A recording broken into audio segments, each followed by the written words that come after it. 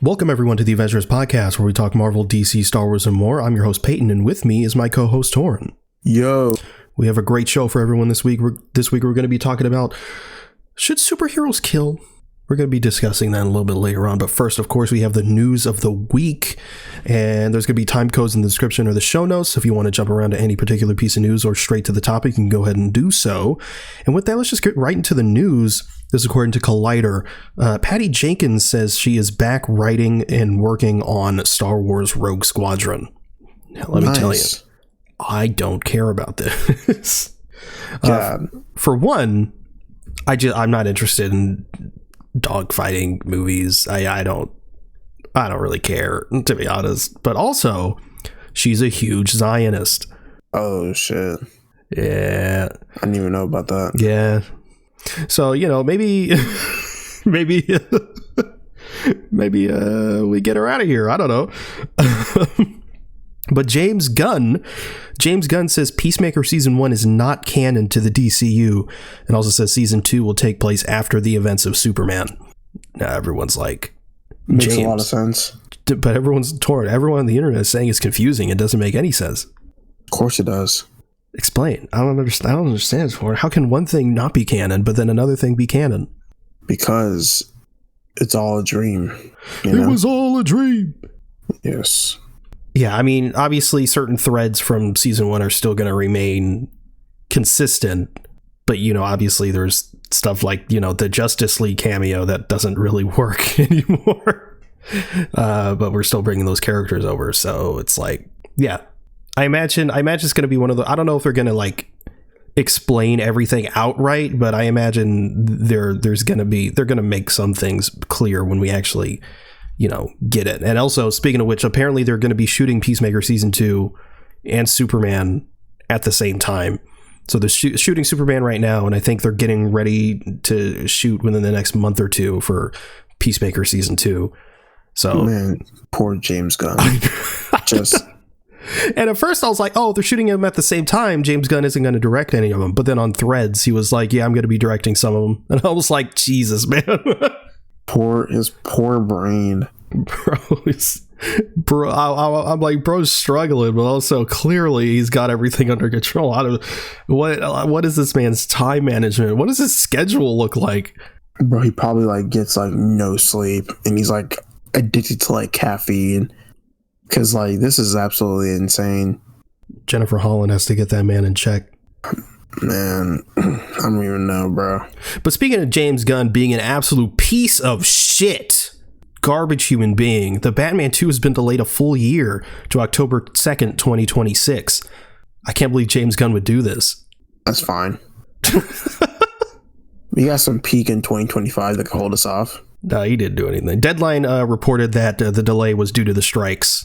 So, is what it is. But I do need more of the Batman content. I rewatched it recently, and I'm just like, man, this is good. This is real good. But is what it is, I guess. A full year. I mean, it getting delayed, not the most surprising thing in the world, but a whole ass year. Come on, man. Come on, man. Yeah, there's stuff in 2025 to hold us over, but damn. Anyway, this is according to the Hollywood Reporter. A live-action Teen Titans movie is in the works. Anna Nugaria, hopefully I'm pronouncing that correctly, who's writing Woman of Tomorrow, is writing the script. James Gunn has yet to confirm nor deny this piece of news, which tells me it's probably accurate. But yeah, a Teen Titans movie. We talked about it a little bit off air, but I'm curious if this is going to be an actual Teen Titans movie, or they're gonna, it's gonna be a little bit later for someone like Nightwing, if Nightwing's gonna be in it, because if Batman has a kid, presumably he's already had a Robin with Dick Grayson, and if he's not there, then he's probably Nightwing. But maybe they won't do that at all. And maybe if Batman has a kid in Brave of the Bold and it's Damian Wayne, maybe it's fucking Tim Drake. Maybe Tim Drake is Robin in Teen Titans. Who knows? But I am excited for a Teen Titans movie. I am as well. I'm glad to see more Teen Titans content. Yeah, after the brilliant, incredible show that we got on HBO Max. Yes. that I have yet to finish. It's so good, dude. It's so good. It's definitely not bad at all. It definitely doesn't start out good and then progressively get worse as it goes. Yeah, I just remember that shitty scene of Nightwing getting shot in the fucking neck. No, that was actually a really well done scene, and everyone liked it. This is according to Daniel RPK. Shang-Chi 2 will reportedly start filming in 2025. It will feature time travel and an Iron Fist, who will also appear in the Eyes of Wakanda series. Oh my god. Oh my god, I'm so happy. That sounds fucking nuts. I am so happy. That sounds incredible. So Iron Fist is going to show up in the animated Eyes of Wakanda series. That's, I think, is being worked on now.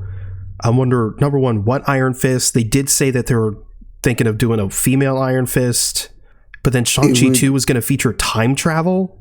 I would love if they were to go back in time. Like, I don't know, like, what they could really use for time travel, but like, I don't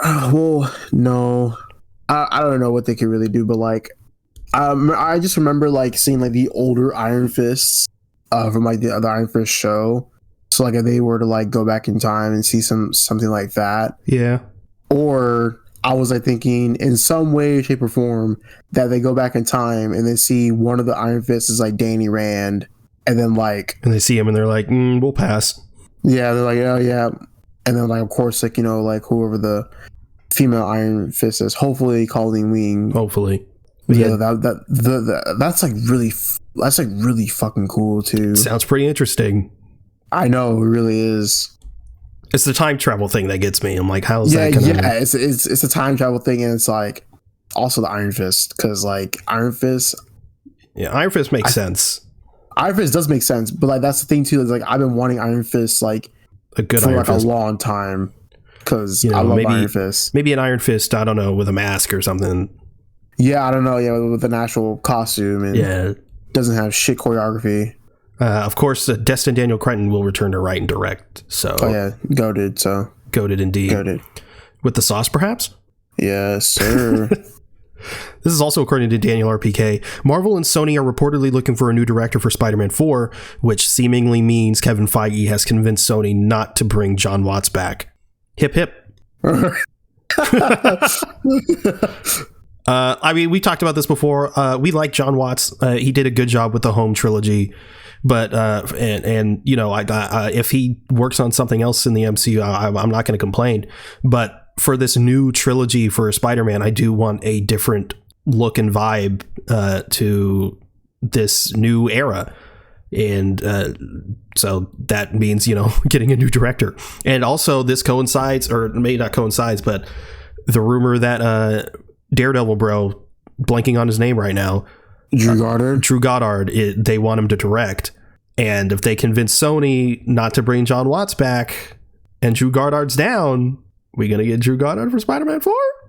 I mean, plus all the Daredevil stuff, I mean, it's right there. It's right there. It's like the dominoes are slowly falling into place, and hopefully Marvel Studios gets their way and Sony is in a complete fuck up. But that's probably gonna happen. So Sony's just gonna be a complete fuck up. I mean, they're gonna do something. I bet Marvel Studios is gonna get their way most of the time, and then Sony's gonna be like, "Can we do this?" And Kevin Feige's like, "Oh, Jesus Christ, I guess." And then if Spider-Man 4 comes out and everyone's like, you know, this was a good movie, but I didn't like this and this, and I bet all that stuff is gonna be Sony's input. That's Eternals 2 is no longer in development. Fair. Yeah, it is what it is. Apparently this is a part of a larger, I don't know what to call it, initiative that Marvel Studios is reportedly trying to take. I imagine it's probably a Bob Iger thing, since he's, you know, back and he's you know, saying he wants to slow down production on a lot of things. I imagine this is coming from that, and this is part of a larger thing where apparently Marvel Studios is trying to take less risks and going for more guaranteed hits, which I don't love. One of the things I liked about Phase 4, love it or hate it, is that they took swings And, you know, whether they hit or missed, I mean, they were trying to do different things, and I enjoyed that. So the fact that they're, you know, pulling back on that, and they're like, let's not. Like part of the criticism with Marvel is like, oh, they're too samey and there's a formula, and it feels like they got burned when they try to step away from that formula. So I don't know. It's like people think they know what they want, but when they're given what they think they want, they don't want it. They want the thing that they're used to. You know what I mean? Despite them shitting on the thing that they were used to. Yeah. So this kind of sucks. Although, you know, Eternals, it was decent. I was pretty interested to see the future of certain characters within that film. Maybe we'll get those in different projects, but you know, we're clearly not going to get in an Eternals 2. So that's kind of okay, but also kind of unfortunate. Venom 3 is titled Venom: The Last Dance, in theaters October 25th. What a great name. You think LeBron's going to show up? I don't even know, man. I don't know what's going on with this film. I don't either. Well, I do know some things. I know it's going to be complete garbage. Number one Venom hater. Number one Venom hater, but also Sony. Can't blame you there. I just, zero part of me is excited for this. Zero. Because for the first Venom, it's like I can kind of, like, I hated it, but I can kind of see the appeal. I can kind of see the appeal, but then they come out with Morbius and Madam Web. I'm like, okay, so you're not going to take the negative aspects of Venom and learn from it. You're just going to keep trudging ahead with absolute garbage. So yeah, this is going to be fucking terrible. This is according to Daniel RPK. Marvel Studios is reportedly interested in Shawn Levy directing other projects for them. The studio is said to be very impressed with Deadpool and Wolverine.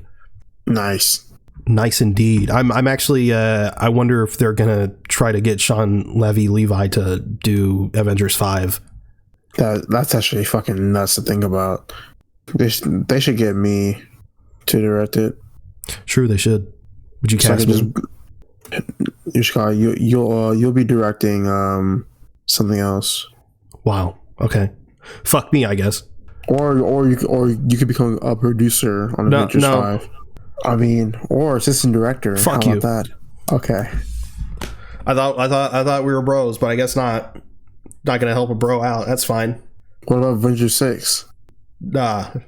I want to be right next to Tom Holland. I want to give him a big kiss. Make it happen.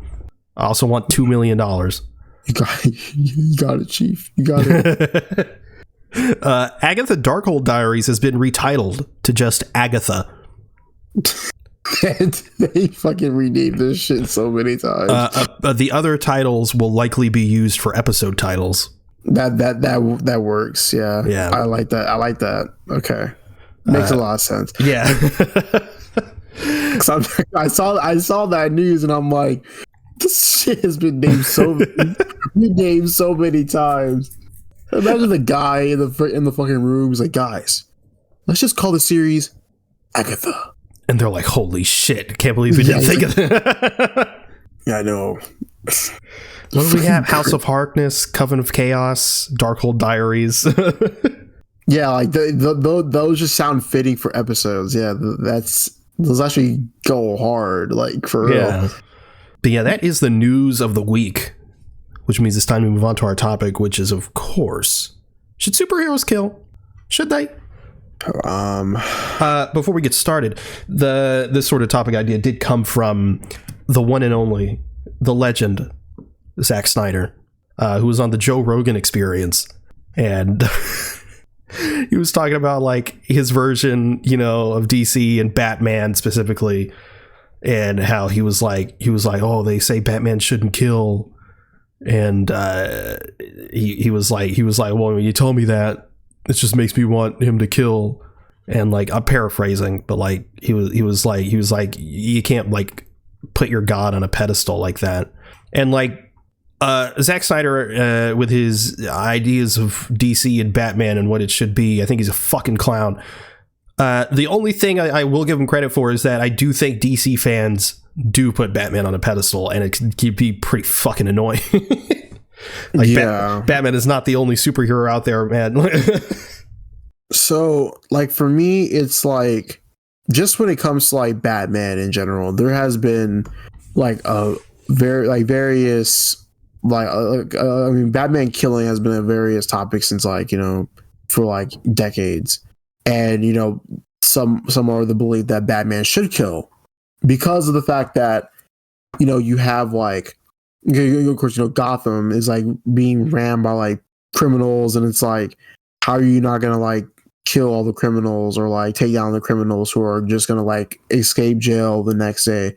Most of the time, it's like when they're talking about Joker, it's like, why doesn't the Batman kill the Joker? Because of the fact that like, you know, the Joker does these heinous crimes. He like kills like, you know, like just, you know, he does like, you know, goes on like mass murdering sprees and does all these heinous crimes, and you know the they have to bring up the killing joke and everything. Yeah, and it's like, why doesn't he kill him? And some argue that he does kill him at the end of the comic. Yeah, and so it's like, you know, obviously, you know, they bring up the no killing rule, and then it's like, you know, they bring up quotes of like, oh yeah, you know, like Batman was like, oh yeah, if you kill one person, the amount of murderers or amount of killers like stays the same. Or it's like, you know, I mean, it doesn't really change anything because, you know, he's like an arch nemesis, and like he's an antithesis of Batman, so he has to stay alive. And it's one thing for me, it's like, I definitely agree with that standpoint. Not saying like he should kill him, but like why doesn't he do it? And I'm also with the reasoning that like, yeah, you know, it's the no kill rule. It's like the moral compass, and definitely like what makes Batman such an interesting character is the fact that like, since, you know, the death of his parents, he doesn't want to do that. So yeah, that kind of just goes for, you know, for Batman in general. Depending on the hero, I think you should just kill their ass. I don't know. Yeah. Well, okay. Well, like, yeah, when it comes to Batman, specifically Snyder's version, his especially makes no sense. It's like, okay, so your Batman kills, but he doesn't kill any of his rogues gallery. So he's just killing a bunch of people who, out of everyone, could probably be rehabilitated, but you're not going to go off the Joker and shit like that.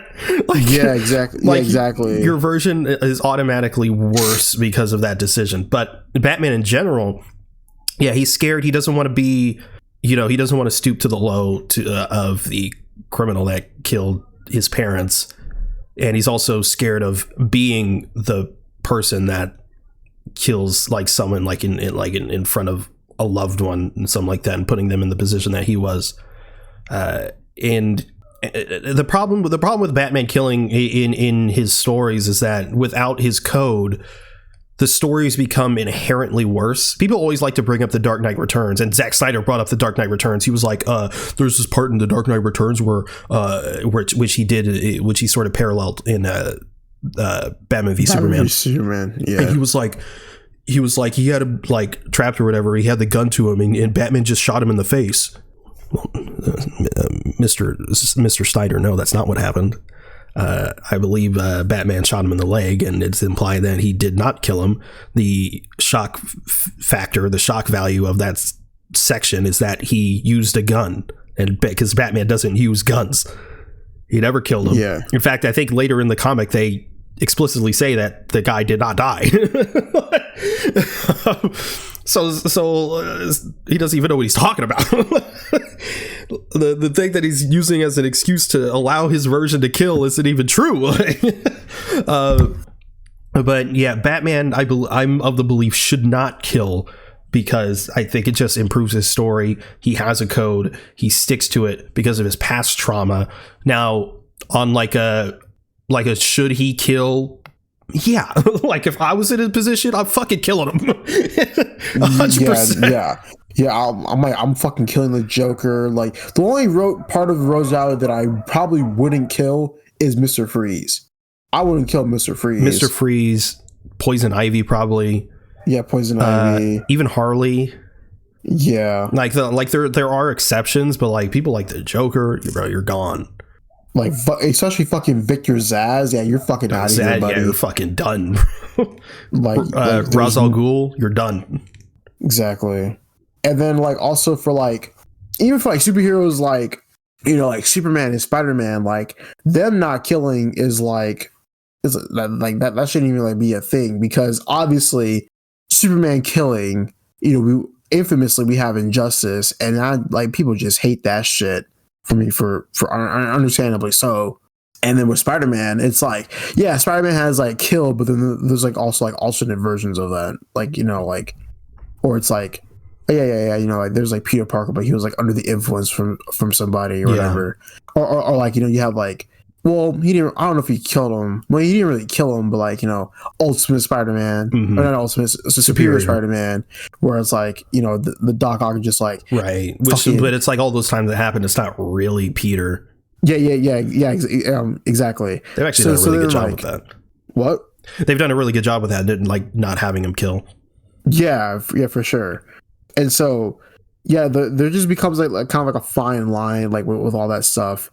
And like I said, you know, like generally, like for me, like just how I am as a person, and like, you know, how I like write films, and how I want things to happen. Like generally, like in the story, if there's a hero and a villain, and a villain is just like doing all this shit, like I want them to fucking die. Like, I mean, there shouldn't be like any fucking mercy. Like, it kind of, I mean, it just kind of goes back to like, you know, the criminal aspect. Like, why are you going to let this fucking criminal like live? And he's doing like this like heinous amount of fucking shit. I personally think that motherfucker should die. But like I said, that's just like generally like from a writing standpoint for me, and not like other heroes. Yeah, like when it comes to like Superman and Captain America, they do kill, but they only kill when they absolutely have to. Yeah. And in those cases, I still think you should off more of them, but but like at least, you know, occasionally you gotta do it. Yeah, you gotta do what you gotta do. And which is also why I don't love Man of Steel. He's like stabs his neck. He's like, I can't believe I did that. Like, bro, you're chill. It's fine. He was about to kill that family. He was about to. I mean, look at what he did to Metropolis. I mean, you needed to do it way before that, really. Yeah, pretty much. Like, dumbass family, bro. Just fucking go under the fucking laser beam. He can't do anything to you. They needed to lock in. They did. They really needed to lock in. But yeah, like these superheroes, they should kill. They don't need to kill. It's not like like I do believe sort of with Batman, he's like he's not going to kill anyone because he believes that everyone can be rehabilitated. I don't necessarily believe that, but I do believe that people can be rehabilitated. Not the fucking Joker, but you know what I mean? Like, yeah, exactly. Some of the lower level ones, like, yeah, I probably wouldn't kill them, but the really big ones that are a huge problem, bro, they gotta go. they really gotta go. Like, I think that's like Daredevil season 2, like that. The talk they had on the rooftop with Daredevil chained up with Punisher. Yeah. Like that's essentially this conversation. Punisher is literally like, he's like, why would I go through the justice system? Why would I go through the law when they're just going to get out and do it all over again? That's why he takes matters into his own hands and he fucking kills them. And I'm like, what? Number one, fantastic scene. Number two, Punisher is 100% right. Yeah, it's fucking amazing. It's like such an amazing scene, and that's like one of the reasons why, like, it's not that I don't side with Daredevil, but yeah, I just side with the Punisher like a lot more, because like, I mean, it just completely like makes sense from like a logical standpoint, and even like a moral standpoint too. I'm not like I mean, I am definitely under the belief that like there is a judge, jury, and executioner. But if I can be the executioner, you're fucking dead, bro. Like, I'm sorry.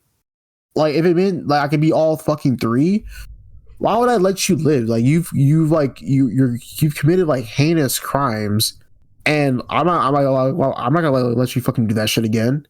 After the fucking amount of people that you've hurt. It should be stated that Torn and I may or may not have a moral superiority complex. I that's fucking.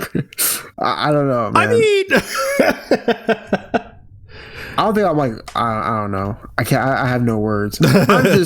I'm just saying. In that scene of Daredevil, I believe that Punisher was right. Punisher is 100% right. Although I do think in the real world, like, as again, story wise, Daredevil and Batman, because they share similar views on the killing thing, their views, they're more interesting. Yes. And that's why they're such great characters and their stories are so good. Mm-hmm. But in the real world, in our world, nah, that's not gonna fly. Well, I mean, it is gonna fly because then you'd be, wanted. But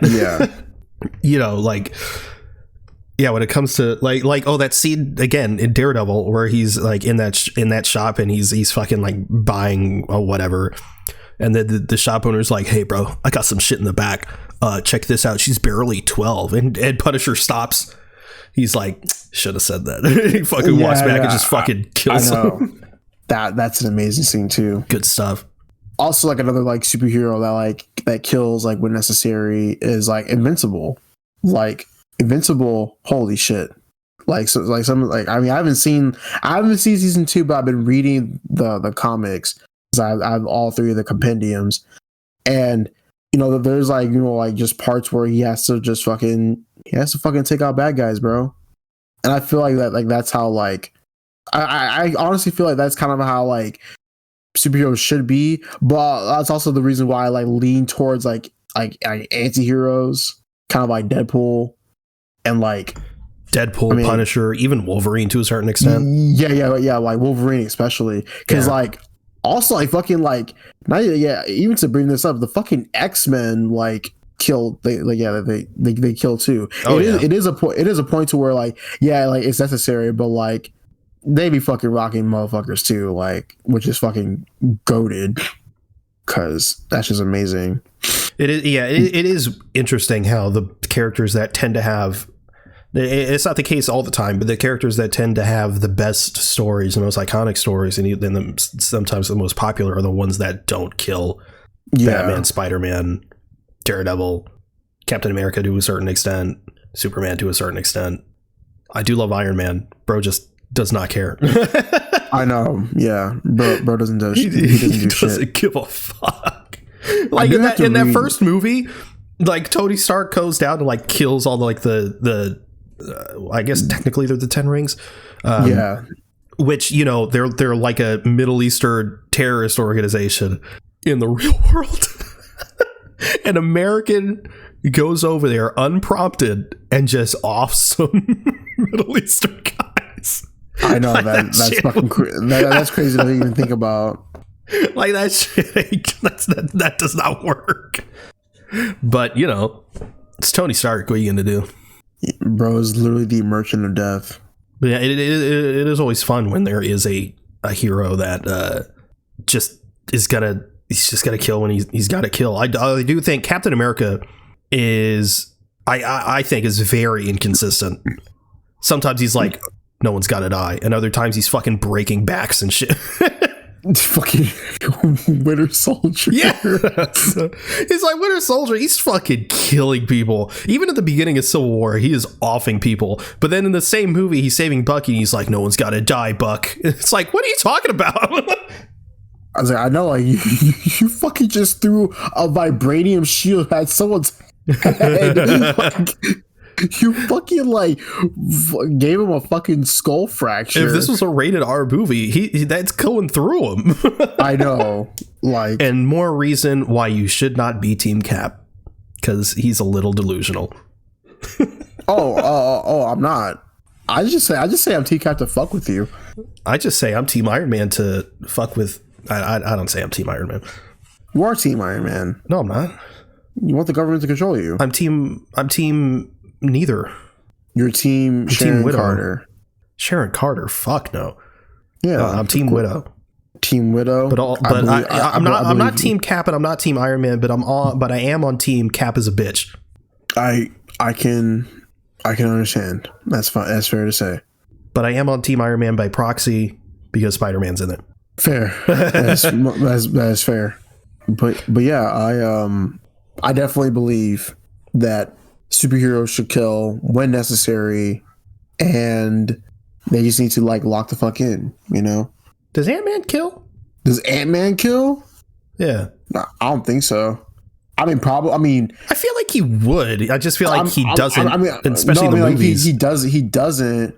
I mean, I probably would say like, yeah, like I don't know, like comic wise, if Scott Lang ever done it, but Hank Pym definitely kills. Yeah, Hank Pym definitely fucking kills. Bro created Ultron. He's fucking. Yeah, for sure. So it's like he definitely does that. Yeah, Black Widow kills. Hawkeye kills. It's also a thing too, to where like Hawkeye's cool.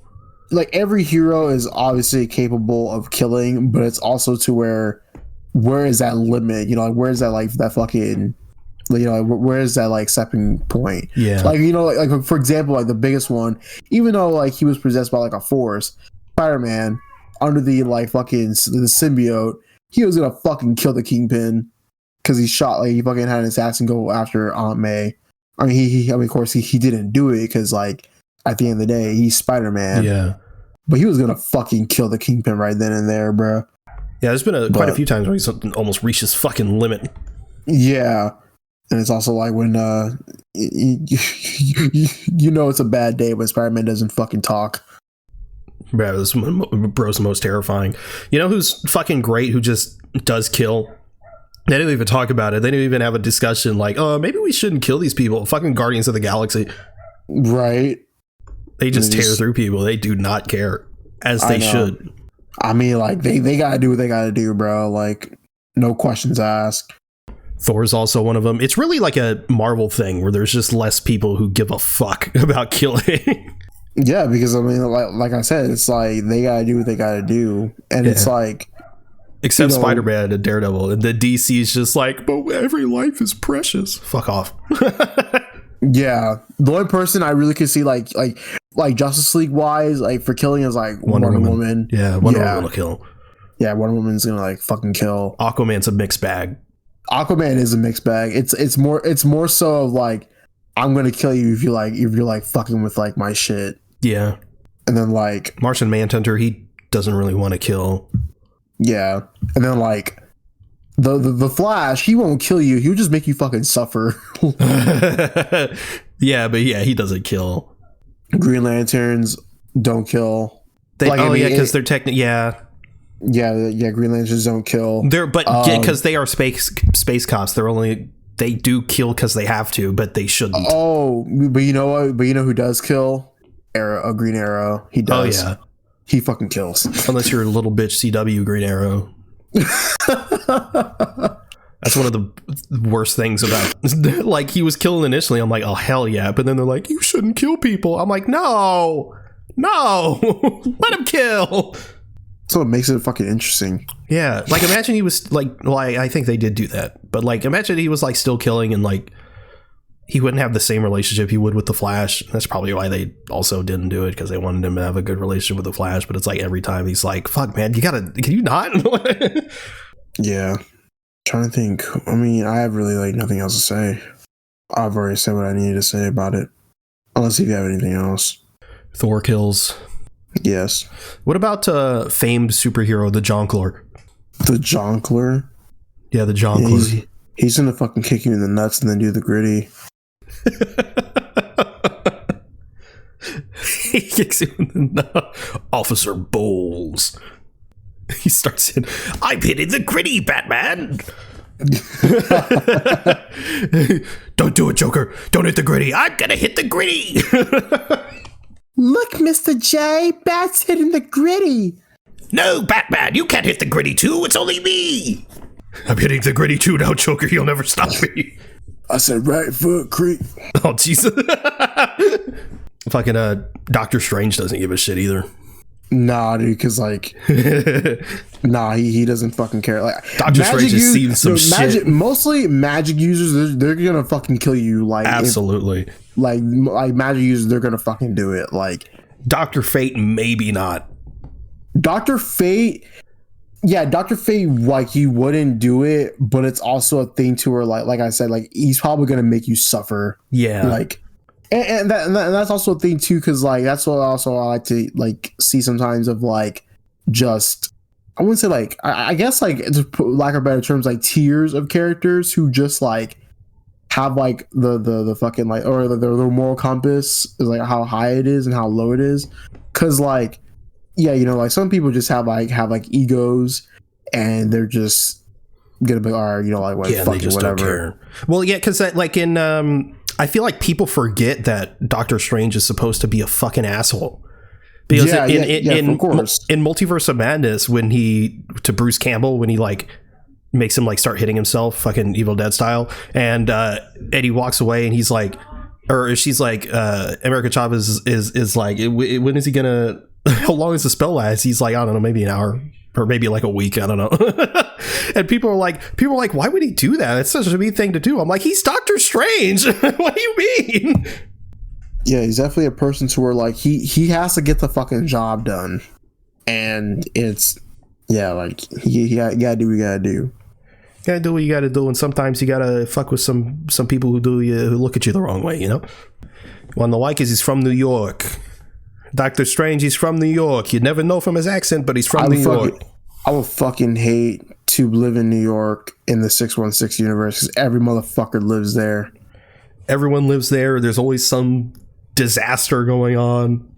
We're in Texas. Anything even happened in Texas?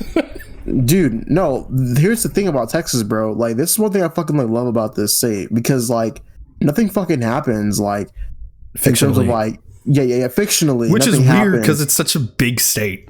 Yeah, it's like everything's happening like California or like New York, but like we have like the space program here and shit. A lot of the military's here. Yeah, it's interesting that nothing happens. I think there's some stuff in Old Man Logan.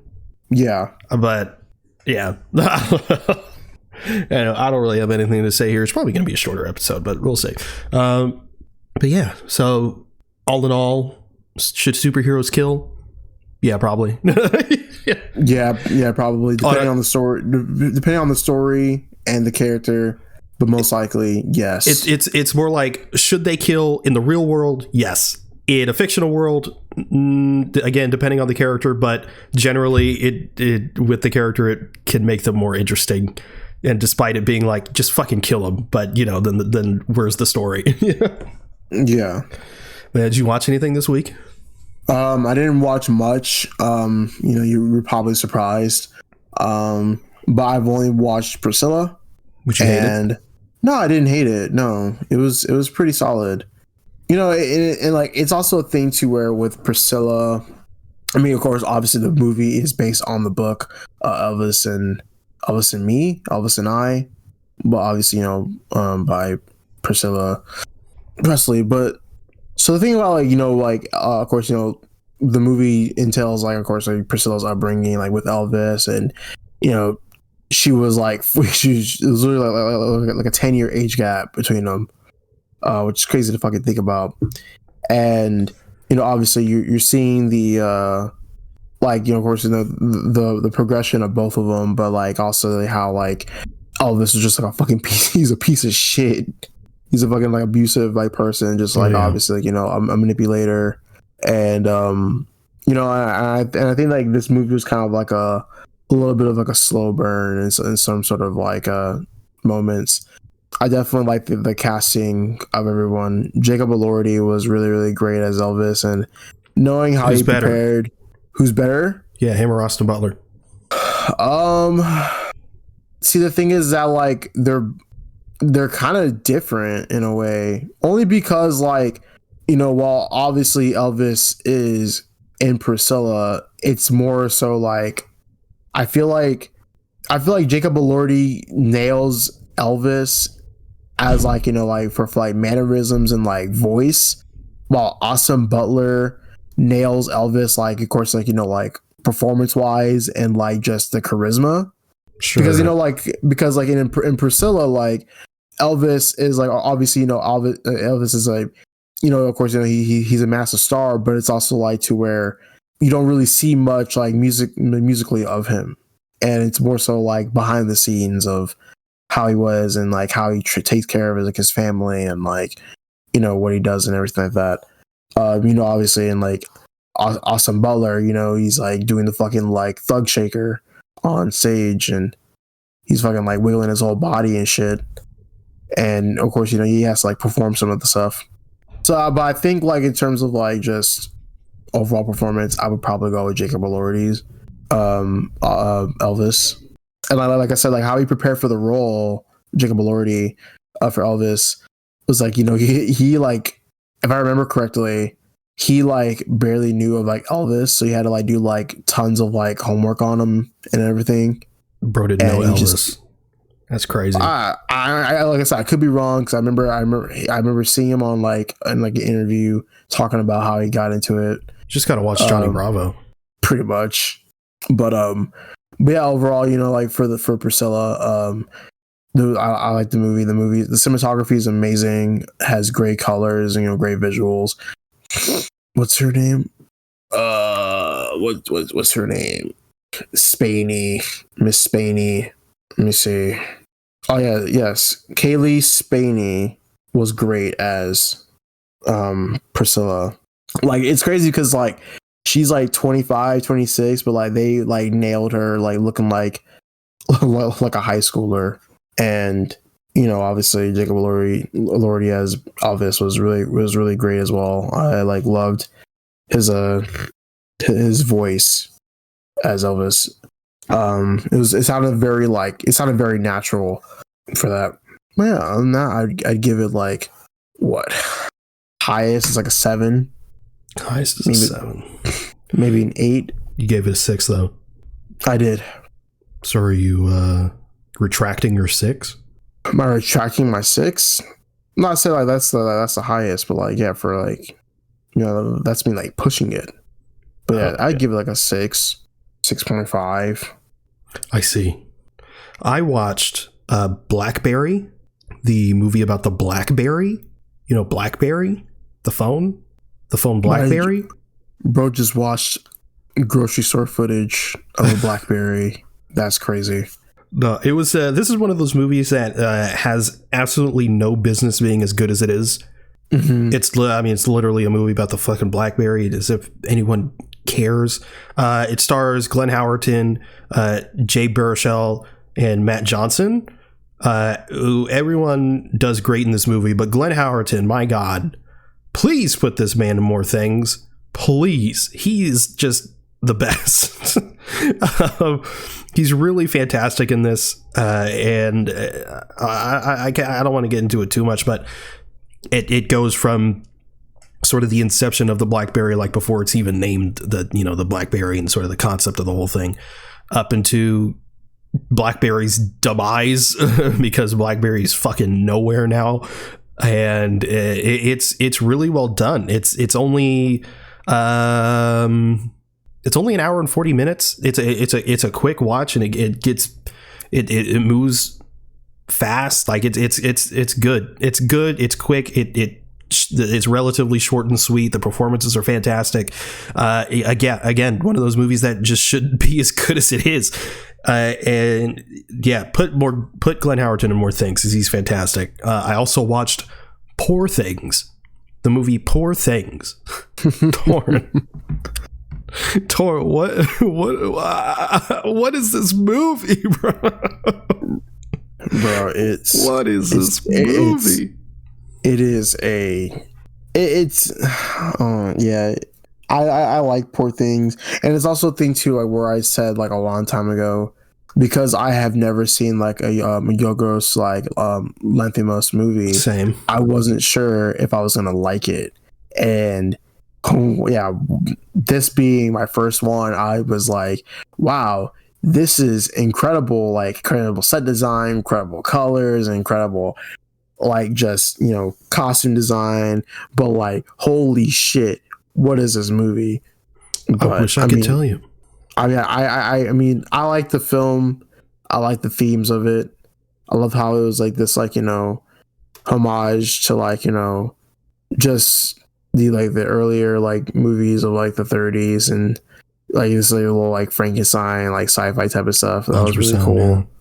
Yeah. I really liked how it was like about like just the exploration of a woman, with a woman, but like also like I love how it has the theme or like just the concept the commentary of like infantilizing like women, in that sort of way, because obviously Mark Ruffalo's character just, I mean, he doesn't really want to control her, but it's also like he's like so fascinated by like this woman, so he wants to like, I guess, like just kind of have her like with him at all times. But I mean, I liked it. I gave it like what, like a 4.5. Yeah, you did. Yeah. Yeah. As did I. Yeah, it's really good, but I was just not expecting all that. The things. Yeah. I was like, okay, like, I was like, okay, firstly, at the beginning, I was like, okay, like Emma Stone's like naked. Okay. I was like, okay, that's a little new. And it's kind of, it's a little new, but I'll like let it pass. And then the second time I'm like, oh shit, damn. And then throughout the whole movie, I'm just like, man, this is so fucking sad. But it's like, I understand what's going on in this movie. But yeah, I mean, it was really fun too, because the audience was like pretty shocked whenever I went to see it. Oh, you saw it in theaters. That's right. Yeah, I saw it in theaters. Yeah. Yeah. How was the audience during those scenes? Dude, okay, so like when I saw it in theaters, some people were like, I heard this guy behind me. He's like, "Holy shit, titties!" And then like, just a deafening silence of like, Emma Stone writing Mark Ruffalo. And then like, just the laughter of like some of her dialogue and, just all that stuff. It was really fun seeing it in theaters.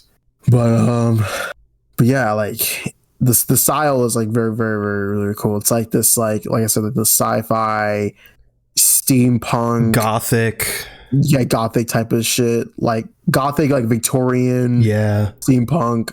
Just a whole mix of styles and eras. Yeah, but like, I mean, that's kind of like what works. And like, you should watch the Killing of a Sacred Deer. No, watch it. It's good.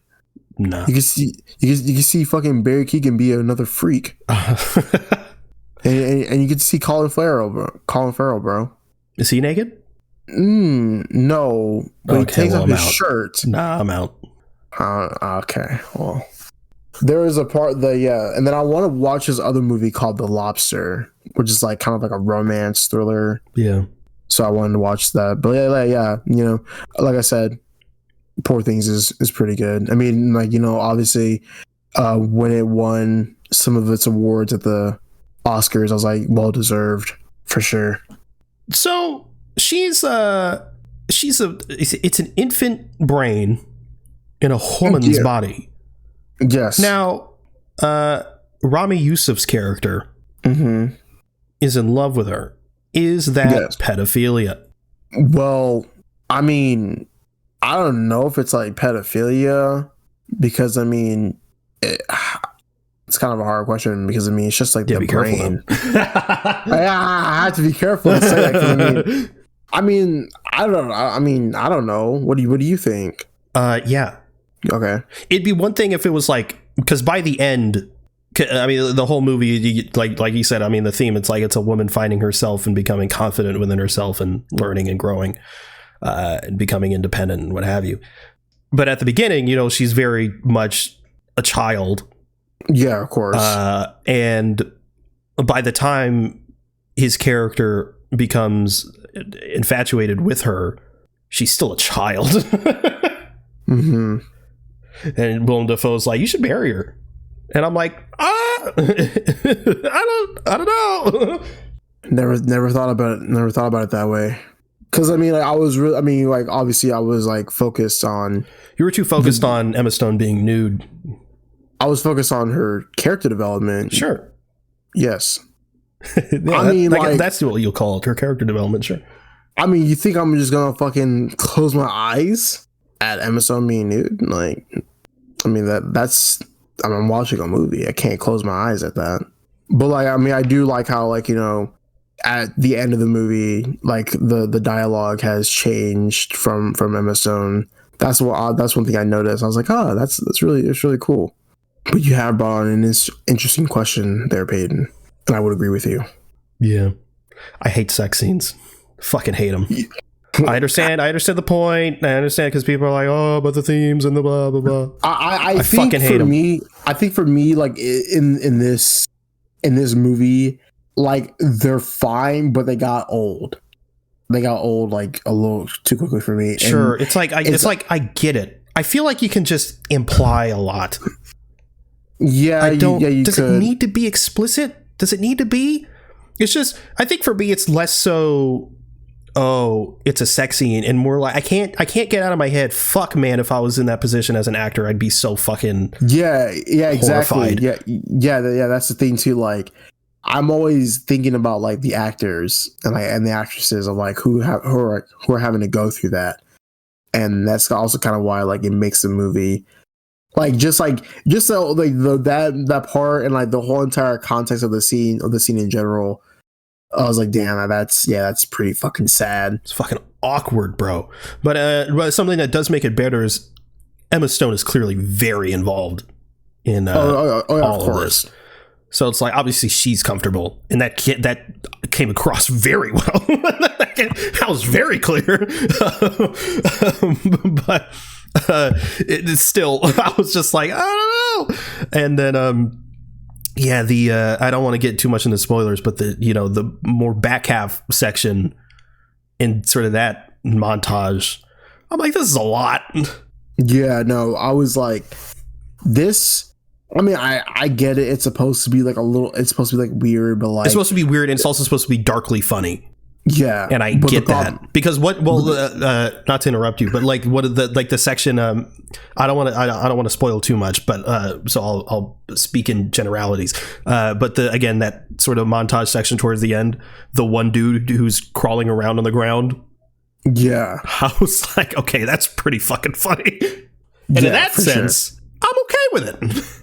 Yeah, and then, but like, yeah, for me, it's like the sex scenes were good until it became like super duper like weird and like too much of it. Yeah, that's which again, that's just for me. It's the point, but yeah, for me, it's a bit much. Yes, for sure, and which is why a lot of it is preventing me from giving it a higher score. Mm-hmm. It's still fantastic though. It's still literally incredible. Yeah, most definitely. It's more of an us problem than the movie's problem. Yes. But yeah, Poor Things, very good. Should Emma Stone have won that Oscar? Maybe. I don't know. It's not really for us to say, is it? What accent was Willem Dafoe doing? I couldn't tell if it was supposed to be Irish or Scottish. I don't remember.